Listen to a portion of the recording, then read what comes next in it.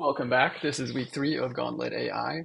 This week we're building a CRM with the idea that it will go towards heavy AI features.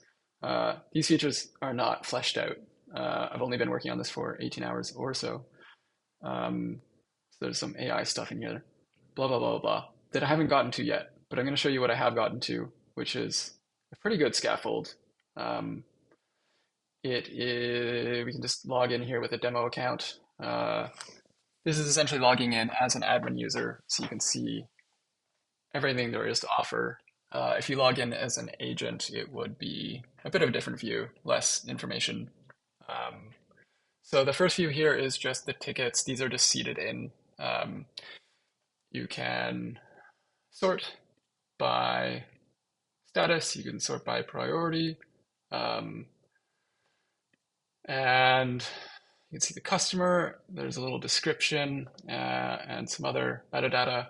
So if we open one of these tickets, you'll see that there's a ticket view.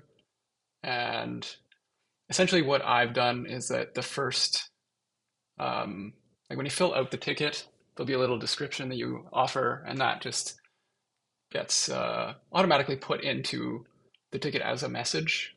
And this is essentially just like a chat now. Um, Perhaps it looks a little bit too much like an instant message chat. I wonder why. But the idea is here that every time I send a message, hey customer, that is going to actually email the customer. That part is not quite set up. I'm actually very close, but not quite there. You can also adjust priority. So if you need to update that, you can. And I'll just refresh there just to show you that that sticks. There's also internal notes. So I can say, hey, this customer is a little difficult. And that is now broken. Interesting. That was working not long ago.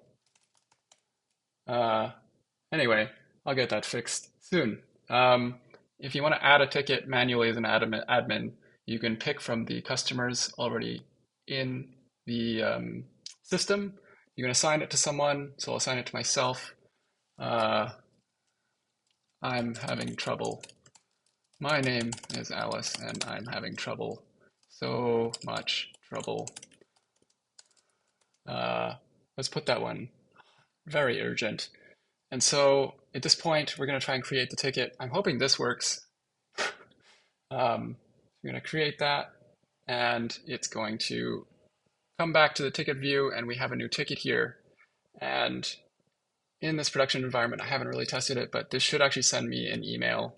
I have it routed so that all new tickets automatically send it to like one email just for testing. Did that work? There we go. New ticket assigned, blah, blah, blah. So this just gives you a little overview. If I click this, this should actually bring me right to the ticket.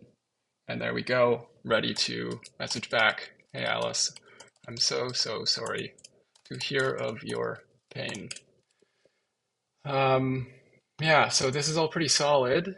There is also a user's view, so you can look at all the users that are in the system. You can sort by the type of user. This needs some perf optimization, as you can see. This is like hitting the database every time I go to a different user type. But nonetheless, this works. And you can also just deactivate the user if you like. You can change their role, activate that user again.